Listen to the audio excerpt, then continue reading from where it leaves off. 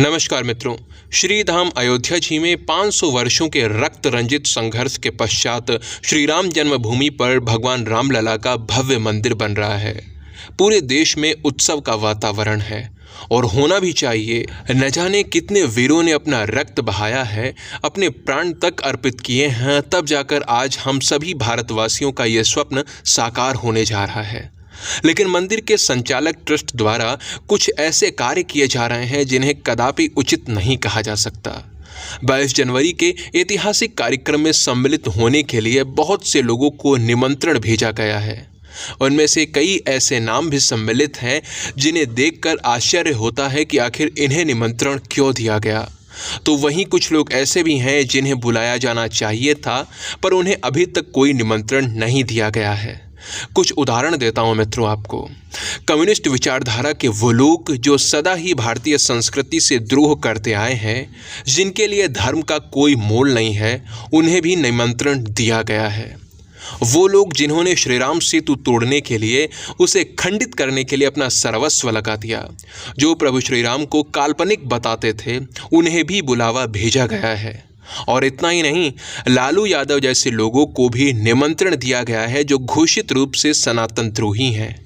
जब आडवाणी जी श्री राम जन्मभूमि मंदिर आंदोलन के समर्थन में एक विशाल राम रथ यात्रा निकाल रहे थे, तो ये लालू ही था जिसने राम रथ यात्रा को बिहार में रोक दिया था। आडवाणी को गिरफ्तार कर लिया गया था। हालांकि राम भक्त रुके नहीं और उन्होंने यात्रा पूर्ण की थी, लेकिन यात्रा को रोकने वाले अपने इस घृणित कार्य को ये लालू नामक जीव अपने जीवन भर एक उपलब्धि के रूप में बताता रहा। और ऐसे व्यक्ति को निमंत्रण देने का, इतने बड़े ऐतिहासिक अवसर पर उसे बुलाने का कोई सोच भी कैसे सकता है। मैं कल्पना नहीं कर सकता कि कैसे मंदिर समिति ने ये निमंत्रण उसे भेज दिया। और अब इसी सूची में एक नया नाम जुड़ गया है, रणबीर कपूर का।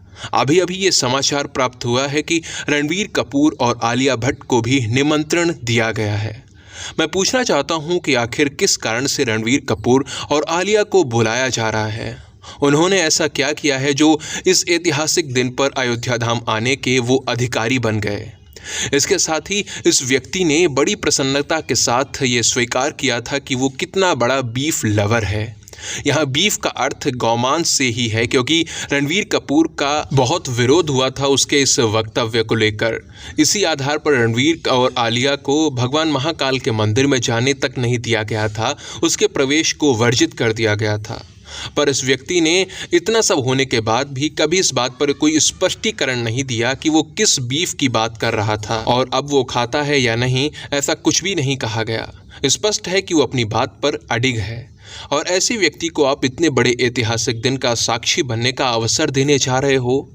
अभी कुछ दिन पहले समाचार यह आया था कि बॉलीवुड द्वारा बन रही रामायण में रणबीर कपूर प्रभु श्री रामचंद्र जी की भूमिका में दिखेंगे और आलिया भट्ट माता सीता जी के रूप में। संभव है कि बॉलीवुड के आग्रह पर ही ये निर्णय लिया गया हो कि रणबीर और आलिया को भी आमंत्रित किया जाए। पर मंदिर समिति को ये सोचना चाहिए कि उनका तो कर्तव्य ये है कि ऐसे व्यक्ति को जो बीफ खाने पर गर्व महसूस करता है, उसे प्रभु श्री राम जी की भूमिका में दिखाए जाने का विरोध करें। पर इसके विपरीत वो उसे निमंत्रण दे रहे हैं।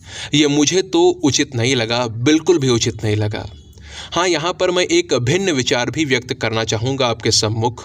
मित्रों, इस धरा पर बहुत बड़े बड़े पापी हुए हैं जिन्हें प्रभु ने अपनी शरण में लेकर क्षमा कर दिया है, उन्हें पुनः एक नया जीवन जीने का अवसर दिया है। यदि रणबीर कपूर भी अपने पिछले पापों को, अपने बुरे आचरणों को छोड़कर एक नया जीवन आरंभ करना चाहते हैं, तो उन्हें अवसर मिलना चाहिए। लेकिन ये अवसर तभी मिल सकता है जब उनके कार्य ये दर्शाएं कि उन्हें अपने बीफ लवर होने पर पछतावा है।